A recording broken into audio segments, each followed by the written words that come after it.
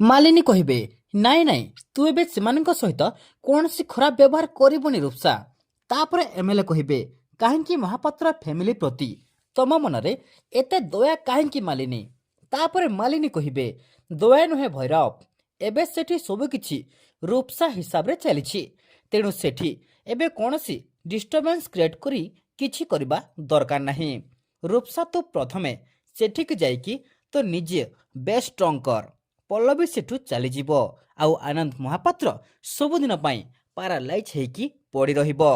ତାକୁ ଦେଖି ମାୟା ସମ୍ପୂର୍ଣ୍ଣ ଅସହାୟ ହୋଇପଡ଼ିବ। ରିମଝିମ୍, ମମତା, ବିନୋଦ ଆଉ ଗୌରବ ଏମାନେ ତ ସେଠି ଆରମ୍ଭରୁ ଗୋଲାମୀ ହୋଇ ପଡ଼ି ରହିଛନ୍ତି, ଆଉ ଆଗକୁ ବି ସେମାନେ ଠିକ୍ ସେମିତି ଗୋଲାମ ହୋଇ ପଡ଼ି ରହିବେ। ଆଉ ସେମାନଙ୍କ ଉପରେ ଶାସନ କରିବୁ ତୁ ରୂପସା। ତାଙ୍କୁ କେବେ ଘରୁ ବାହାର କରିବା ଚିନ୍ତା କରିବୁନି, ନହେଲେ ଆଦର୍ଶ ତୋର ଶତ୍ରୁ ପାଲଟିଯିବ। ଯଦି ତୁ ସେଠି ସମସ୍ତଙ୍କ ସହିତ ନର୍ମାଲ ବିହେଭ୍ କରିବୁ ରୂପସା, ତାହେଲେ ତୋତେ ସେଠି କେହି ଆପୋଚ କରିବେନି ରୂପସା। ଆଉ କିଛି ଦିନ ପରେ ତୁ ମାୟାକୁ କନଭିନ୍ସ କରି ଆଦର୍ଶକୁ ବାହା ହେଇଯିବୁ ରୂପସା।